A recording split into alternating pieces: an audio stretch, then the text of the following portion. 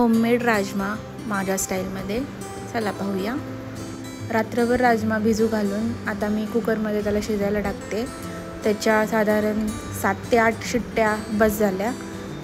पहिल्यांदा हाय फ्लेमवरती 1 शिट्टी करून घ्यायची, त्याच्यानंतर स्लो फ्लेममध्ये 7-8 शिट्ट्या करून घ्यायच्या. तिकडे शिट्ट्या होईपर्यंत आपण इकडे 4-5 कांदे घेतलेले आहेत, ते एकदम बारीक कट करायचे आहेत. ते म्हणतात ना, प्रत्येक भाजीत कांदा हा मस्ट आहे, म्हणजे जेवढा जास्त कांदा तेवढं जास्त भाजी टेस्टी होते. तर मी इथं जास्तच कांदे घेतलेले आहेत. मिक्सरचं भांडं घेतलेलं आहे वाटण तयार करायसाठी. त्याच्यामध्ये 2 टोमॅटो घ्यायचे आहेत आपल्याला, कारण जो आंबटपणा येतो तो ह्या टोमॅटोमुळेच येणार आहे. त्याच्यानंतर 2 मिरच्या घ्यायच्या आहेत, त्या तिखट आहेत त्यामुळे मी 2च घेतलेल्या आहेत. आणि त्याच्यानंतर कोथिंबीर घ्यायची. कोथिंबीर झाल्यानंतर अद्रक घ्यायचं. अद्रक टाकल्यानंतर त्याच्यामध्ये लसणाच्या 7-8 इवन 9-10 पाकळ्या टाकायच्या. लसूण पण मस्त आहे. हे सर्व मिक्सरमध्ये बारीक करून घ्यायचं. त्याच्यानंतर हे बघा, आपला राजमा शिजलेला आहे, सगळं रेडी आहे. आता कढई घेतली, त्याच्यामध्ये तेल टाकायचं.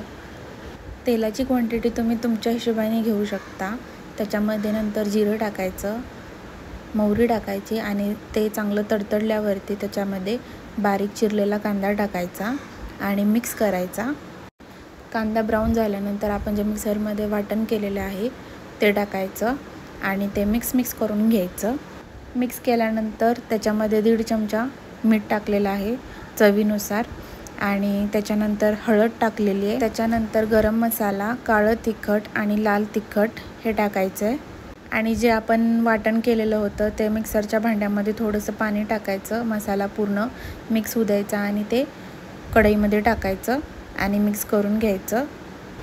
त्यानंतर आपला मेन पार्ट जो आहे राजमा, तो कढईमध्ये टाकायचा आणि त्याच्यावरती पॅन झाकायचं आणि त्याला उकळी येऊ द्यायची.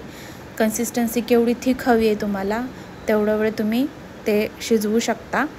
तर तुम्ही बघू शकता राजमा आपला रेडी आहे विदाऊट राजमा मसाला, कारण माझ्याकडे अवेलेबल नव्हता. तुम्ही पाहू शकता, खूप टेस्टी झालेला. तुम्ही ट्राय करा. तर that's it for the day. Like, share and subscribe. Bye bye.